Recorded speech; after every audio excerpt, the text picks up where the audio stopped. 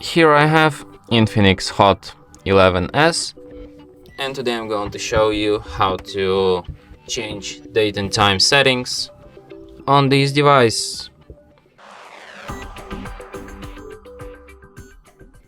So firstly you have to open just settings, then go to the system section, and then to the date and time. So if you want to set up date and time manually, you have to firstly disable use network provided time feature. Here you can change your date, here you can change your time. You can also change your time zone by disabling automatic time zone here. And you can also change time format from 24-hour to 12-hour.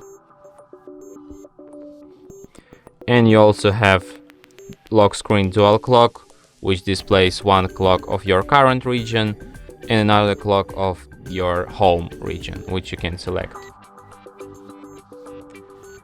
And that's it. Thanks for watching. If you find this tutorial useful, don't forget to hit that like button and subscribe to our channel.